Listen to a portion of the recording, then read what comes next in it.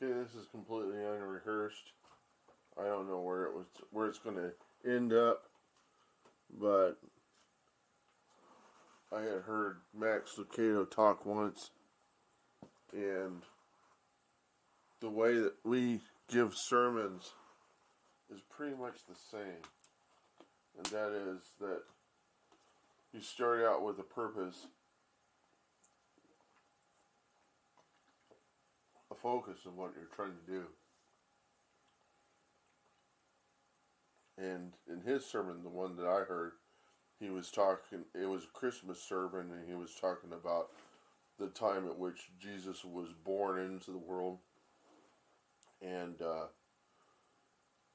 describing that when he was born into the world, it was this dismal,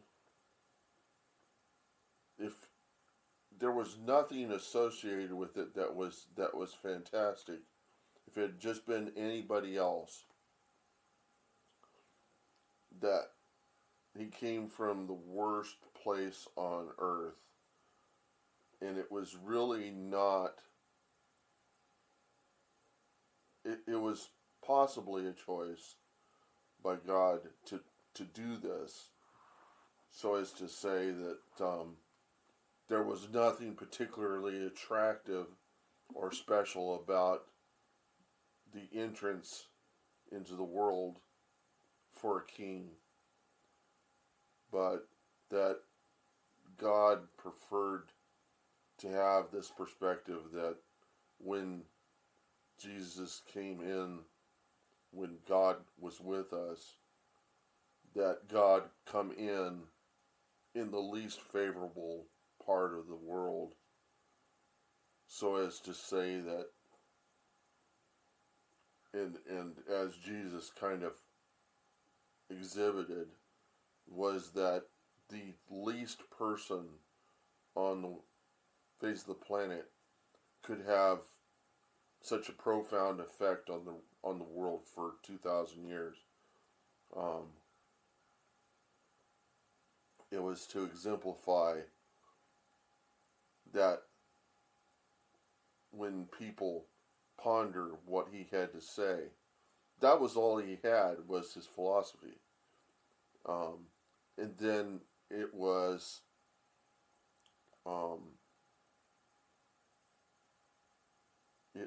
it was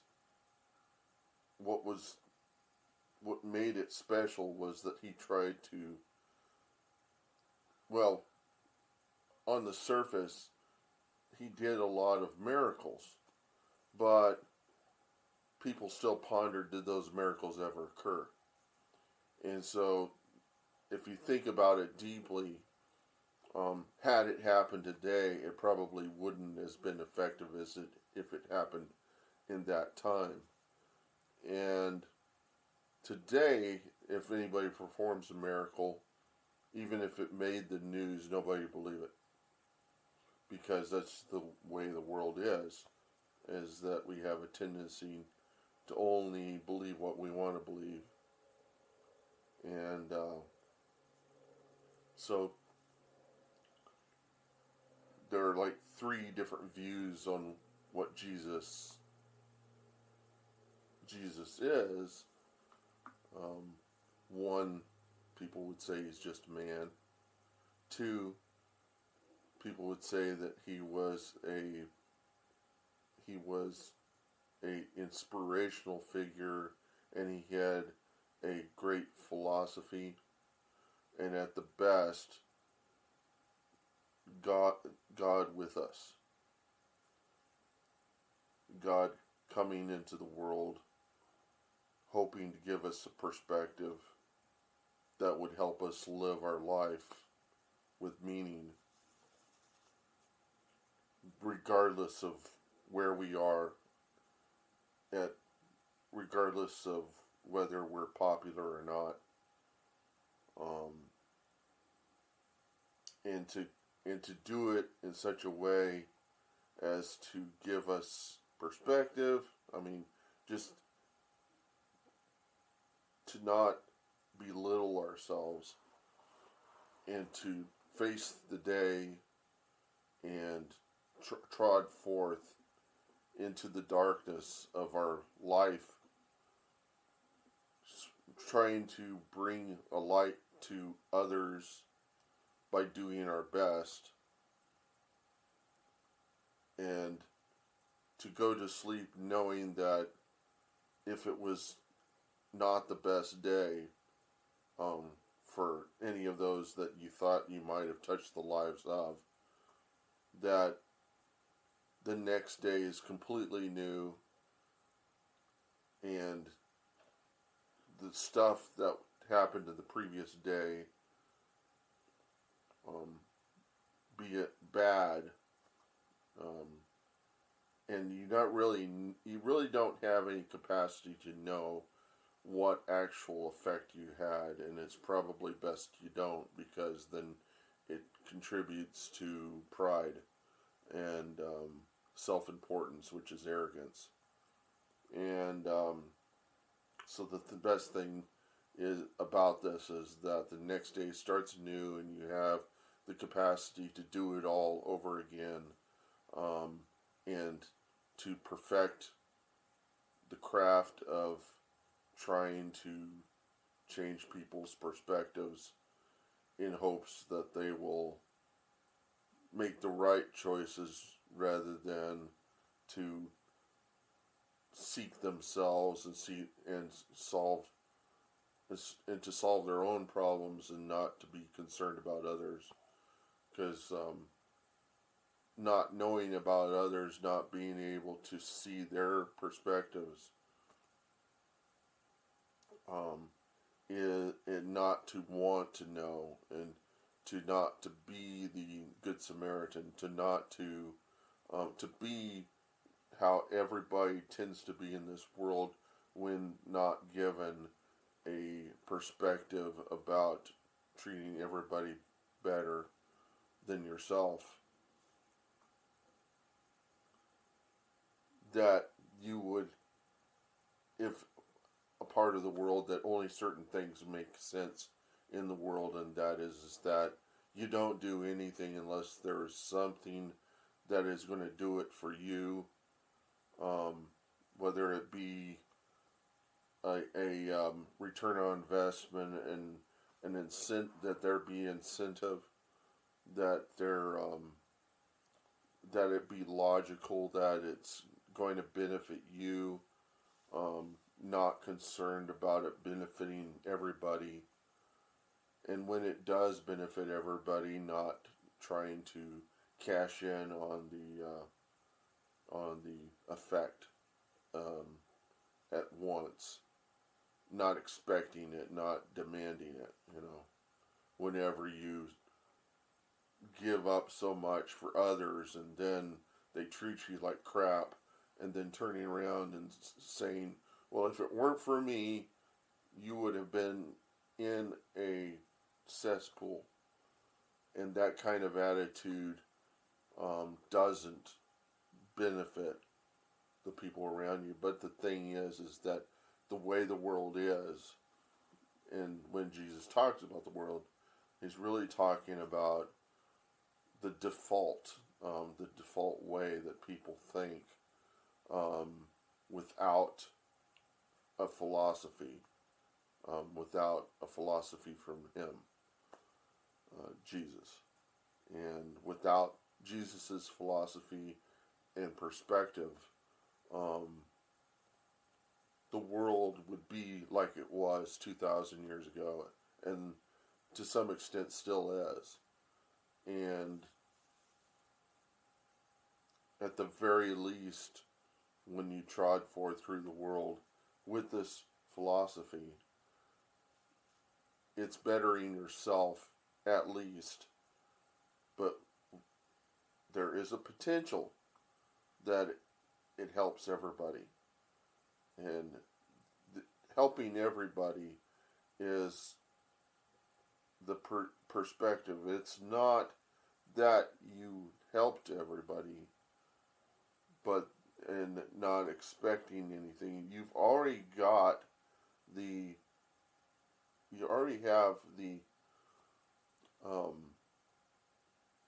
have the prize.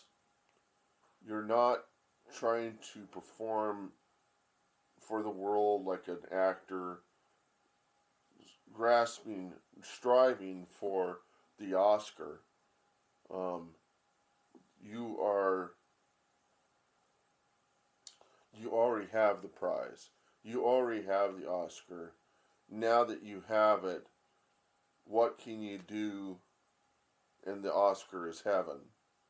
You know, God, Jesus gave his life as the last sacrifice, the last atonement for sin, the last um, uh, covenant with God, the last the thing that brings you closer to God, because the purpose for the animal sacrifice was to help you realize just how the weight of sin, because you're giving the life of an animal, and you empathize with that animal because you see that animal is having life that is just like yourself. And so the animal is like you, and at best the animal is your friend. Like, it's like your dog. You know, can you imagine you have such this great relationship with your dog, and at the end of the year, you are to take the life of your dog by cutting its throat and letting the lifeblood spill out, and that this is your atonement for your sin. This is the way it was for the Jewish people, and up until the point at which Jesus came into the world, where there were that there was money changers in the temples that were taking people's money, giving them a offering, an animal, for which they had no special relationship to the animal other than the capacity to maybe empathize with the animal. And who knows how much of a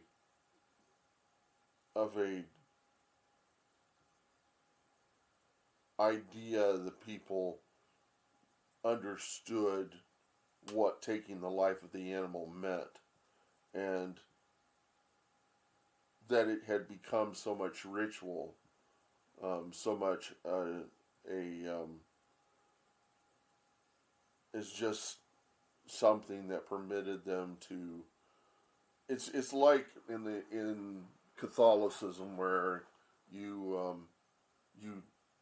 go to the confession booth, you confess to the priest, and then the priest gives you what you need to in order to atone for your sin, and you leave out. You do so many Hail Marys and prayer on rosaries and all this stuff, and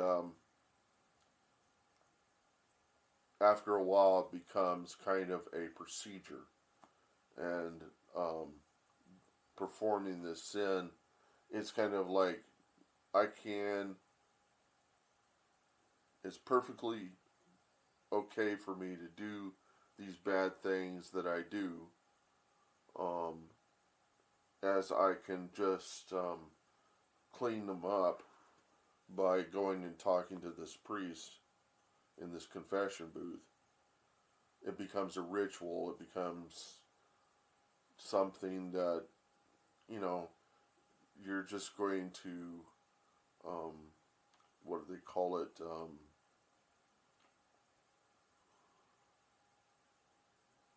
Transgress.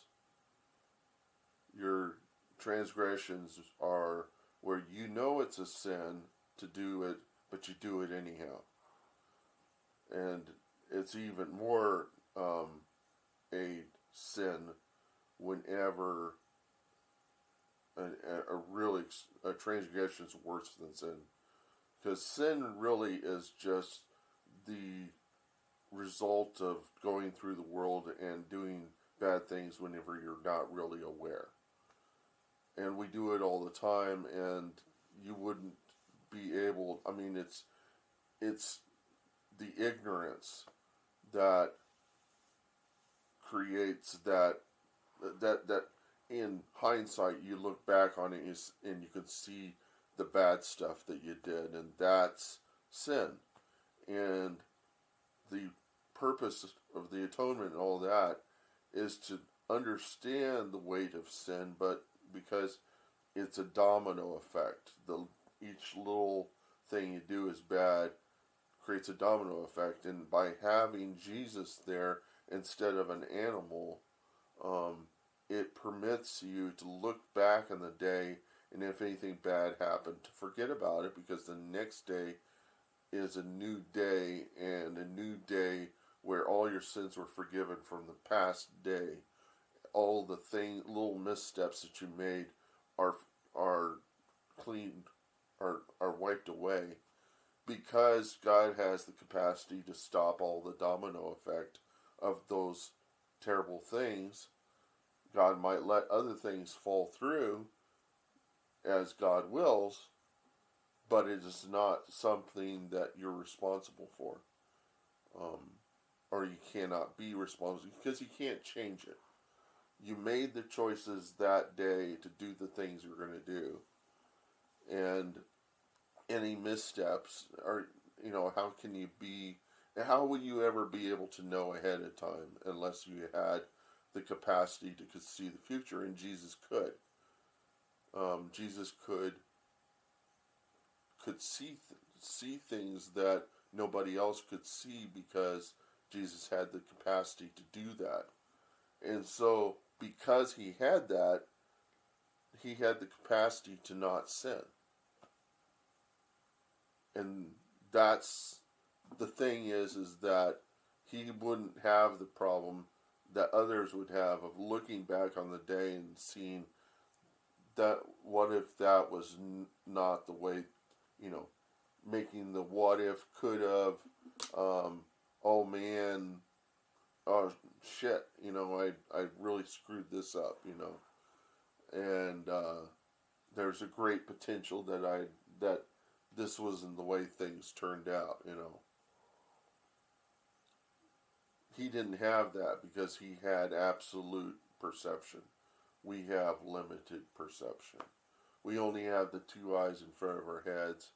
We don't have the capacity to read into to see into people's hearts and their minds. And that's the only way to be sinless. It was really that Jesus was the only thing that could satisfy God. The only person that could satisfy God was God himself on earth with us. And so it is a perspective, it is a philosophy at the very least.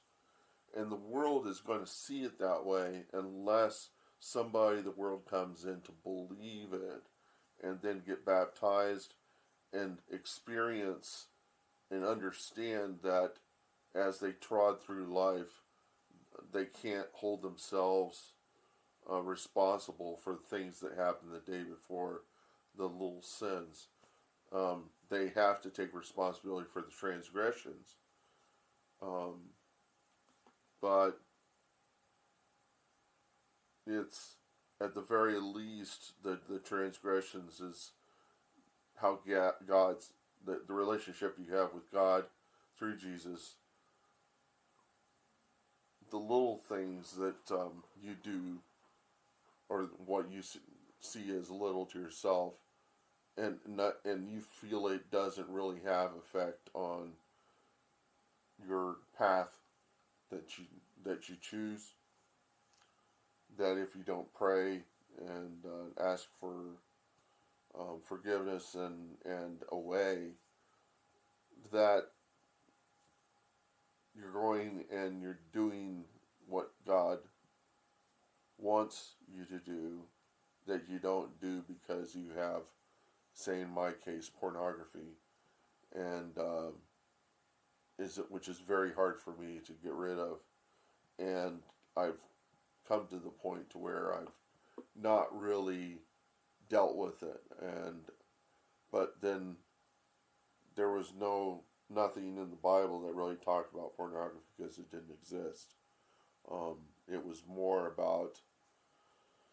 It was more about, and this is me watering it down. And who doesn't do that? Who doesn't, try to look at themselves, and then they see what they consider to be bad sin, and then they see their transgression, and they go, well, who is this really affecting? And if I didn't preach, or if I didn't offer my perspective, that probably would, that transgression would probably offer nothing to the world. But I'd have to point out that I'm not perfect, and here's why. And anything I have to say here, at best, is helping me, and I shouldn't take so much of a pride in what this becomes. I didn't plan this out ahead of time. I don't know how the heck the words end up coming out of my mouth. I think that it's successful, but it's not. In hindsight, it likely isn't. It's best to rather than save face, to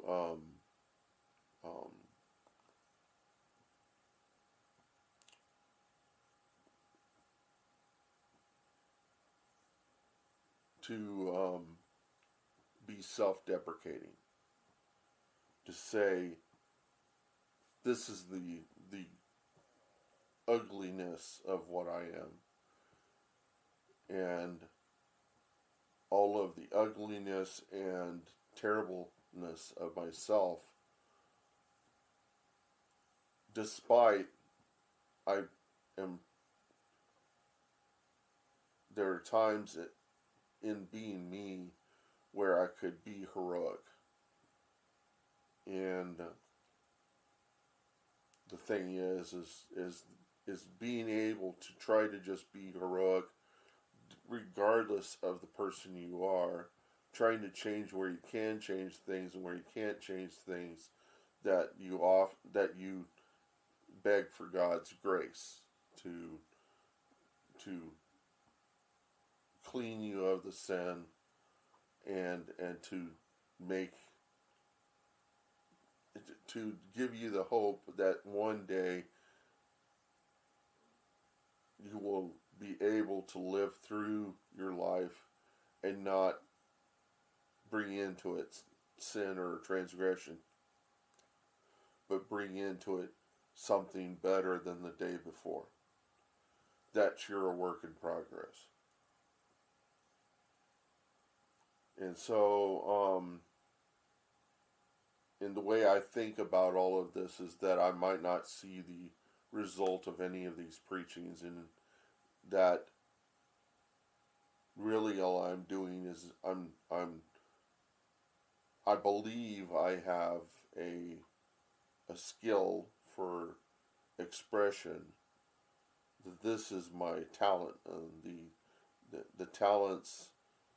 The parable of the talents, if you've heard it, you understand it's about somebody who was given a great amount of money, and they ended up storing it somewhere and keeping it stored without making use of it, without using it to benefit others, and then at the end of it all, returning it to the person that gave them the great amount of money, to say that they protected the money, and the person turning to them and saying, well, you could have done something better with it, because, with all the inflation and stuff, the money that you kept now has less of a value than if you had gone to the bank and put it in the bank, and they would collect interest on it, and it would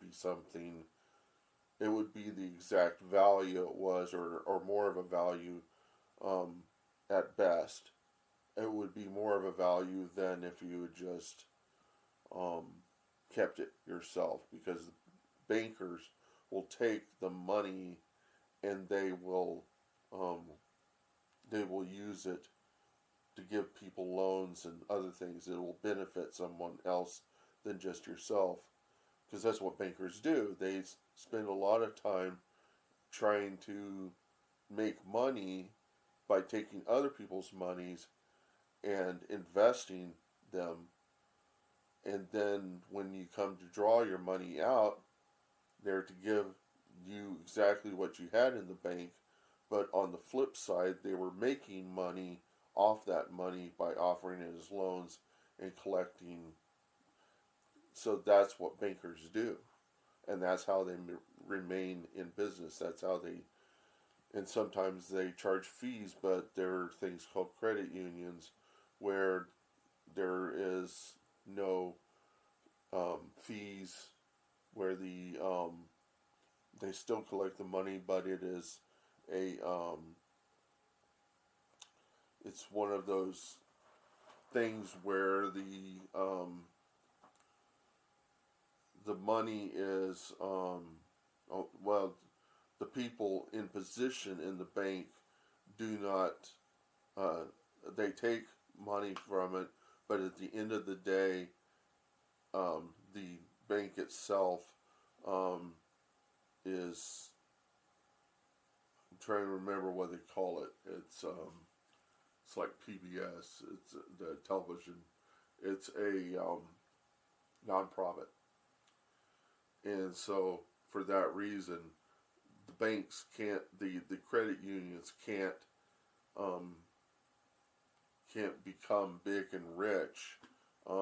At best, they can spread out and create other credit unions in other places, and that's how they become big, by spreading that design to other towns so that other people can put money in the credit union, and it gets retained. So digressing, coming out of the recursion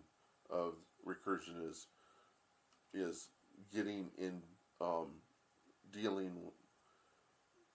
Recursion is an idea from the mathematics world that you call yourself, and you call in programming, and so I tend to get in these details, but it's really just to show the level of depth in which I think.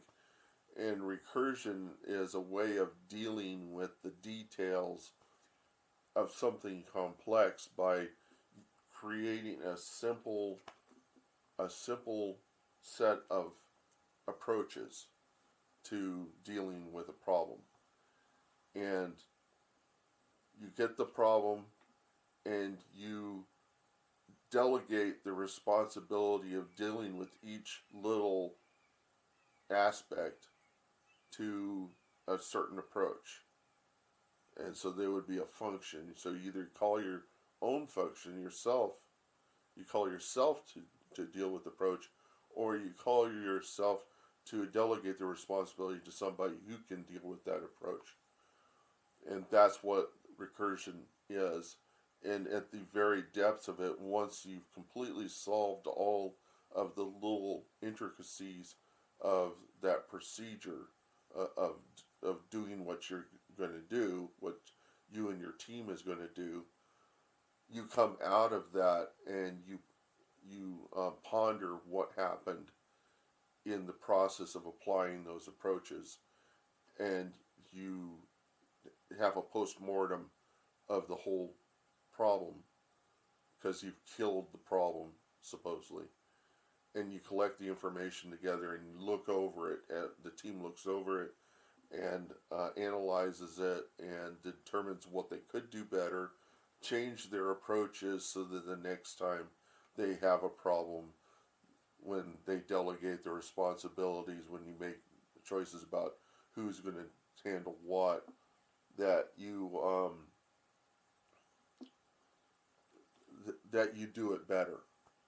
so as the day before you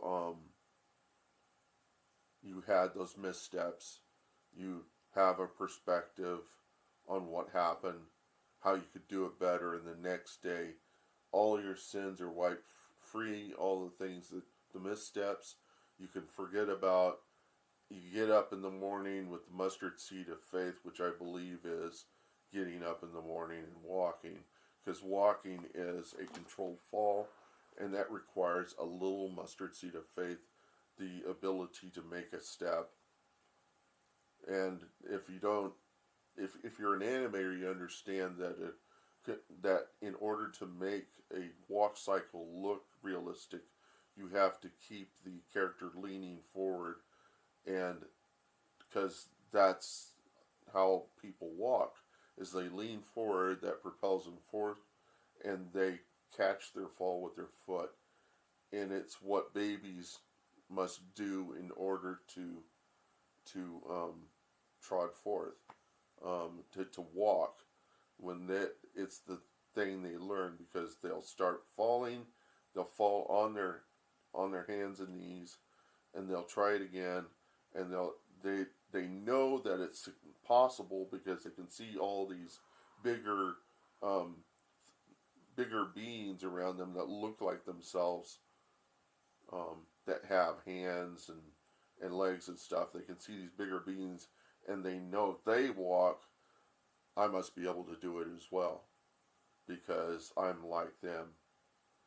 And if they can do it, then I can do it. So they get up again and they try to walk, and eventually they succeed in it, and their parents say, wow, look, he's walking. And, it may take a long time for that baby to do that. I had a friend whose daughter had a special name for her, called her Scooter Pie, because she would scoot along the ground, and whereas all of her brothers, by the time they were her age, had started walking, she was not walking yet. She was satisfied with her own method of walking, which is scooting along the floor. Eventually, she started walking, but it was like, hey, this works. These other people have their way of moving. What I'm doing works, and she didn't, as a baby, belittle herself for not being able to walk, but she had a method of propelling forth and going through the world. So, you can be inspired by the littlest things. You can be inspired by Jesus. And God came into this world from a very low place, so you can't say, well, he wasn't like me, because I came from a neighborhood that, I came from the ghetto. I came from a neighborhood that was less than fantastic, or less than even normal, something that was terrible, where there was crime. It was a seedy part of town, and I don't belong there.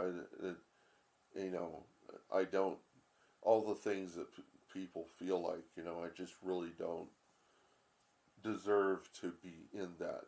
He started from that bottom. It was where God came through. And we could say that God picked it, and God possibly picked it, or maybe it was the result of the situation, because there was this guy named Herod who had heard that there would be a king on earth, and became paranoid and fearful that his position would be axed. You can imagine this is what is driving Putin to destroy Ukraine, is because he's trying to destroy people's perspective that anything could be done better than the way that he does it. And so he's out there to kill off everybody that could ever do it better. And if anybody does it better, if anybody does democracy and it makes it work, and he can't do it, then he blames himself for not being able to do it and to show it to the world. And so he has to make himself look better than everybody else. So he lies to his people. He goes over, destroys Ukraine, and makes it look like he's doing something good. Those people give him false praise, and it doesn't matter either way to him.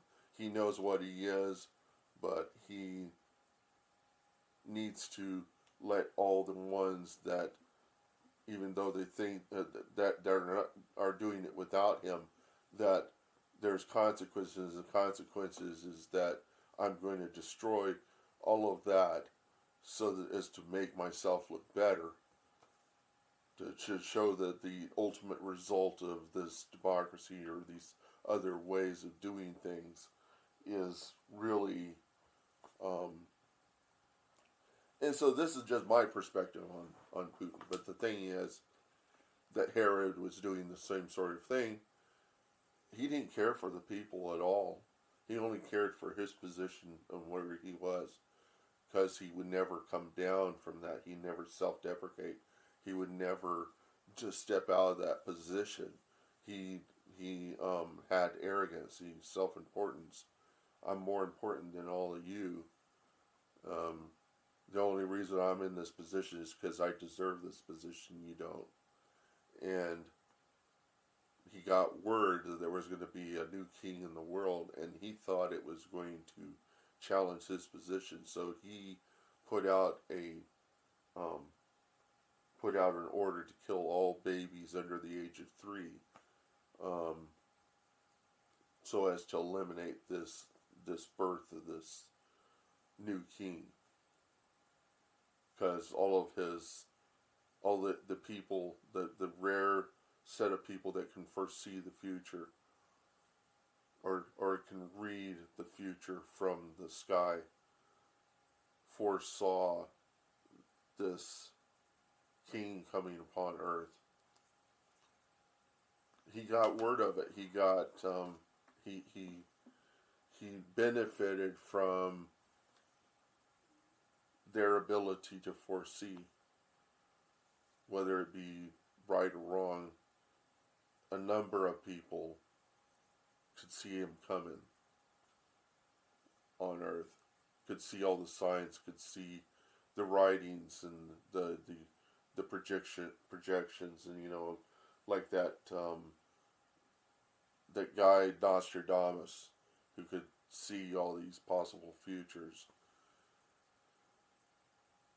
They had Nostradamuses at their time, and those people could see things in the stars, that had dreams and stuff that would inform them of great things coming down the road. And that was Jesus, and Jesus would be king, but they didn't know his name. They just knew he was coming in, that God was coming to us. And Herod didn't see it as God on earth. Herod saw it as a king, a new king, which would challenge his position. And we can think of Herod as being the culture, the world culture, the laws that we have in place. Anything that would any influence that would be contrary to it. And God's way of dealing with ideas that are contrary to God's is not the same as the way the world deals with that. In communism, they end up killing off all the people that are not contributing to the philosophy of what communism is. Socialism, is a required tax on the people in order to support the processes that are necessary to give everybody a safety net. And there are some people that don't like that idea because it forces people to give over what they have in order to support others. But the truth of the matter is the first church was a commune. And communes can only be possible if you have absolute perception. We don't. So communism is not possible on Earth. And when people try to make communism work, the only thing that makes sense to them is to kill off all the people that aren't going to contribute to the communism, because it requires absolute compliance across all the people. And the reason why there has to be all this bureaucracy and compliance is because they don't have the capacity to trust others. They don't have absolute perception. Not everybody has absolute perception. Not everybody has absolute trust. What? If you're going with us, you better get dressed. Okay. Well, I have to go to an Easter celebration, but the thing is that God, whenever God came into the earth,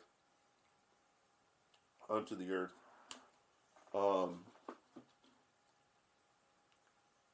he came from a low place because Herod was going to kill all these children, and he ordered Joseph to get out of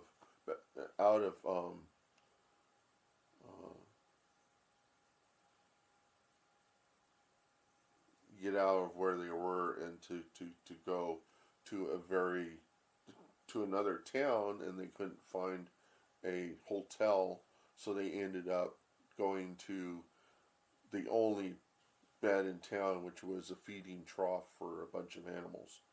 And they were surrounded by sheep herders, which were considered to be kind of the dirtiest of the dirty people, because they would spend night and day trying to tend sheep, and those sheep would crap a lot. They'd go the wrong. They had limited eyesight, about 3 or 4 feet, I've heard. They could only see the ass of the other sheep that's in front of them, and they can just go off and go, find a pit somewhere.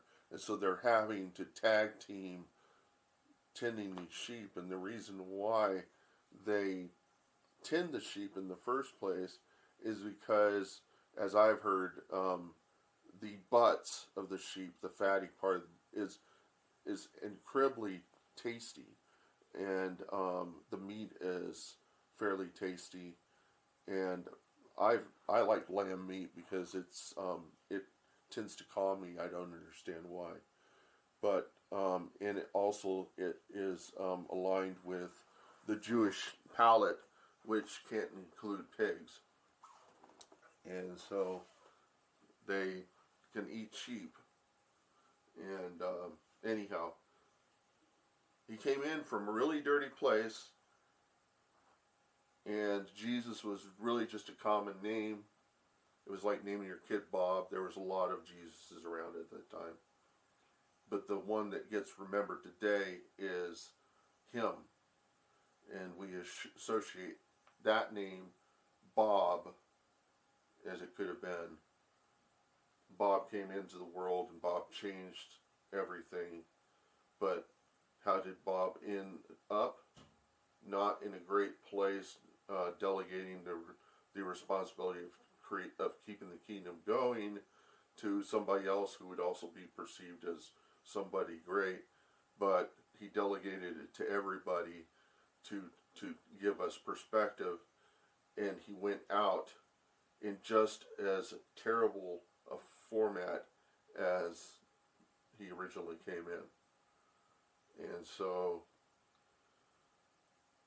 even if this video gets corrupted and I fail, I'm probably going to have the same kind of sermon sometime in the future. And I now have to prepare to go to a function where we celebrate Easter, which is the celebration of his death that brought to us life and gave us the capacity to go forth and prosper in some way or another. We leave in 15 minutes. And I haven't had a shower. So we're going to have a 5-minute shower, and then I'm going to throw on my clothes and go to this function. We're going to eat fantastic foods. And there are going to be kids putting eggs, and they're going to be adults putting eggs around and putting candy in those eggs, and some of them are going to be colored, and they're just going to be eggs.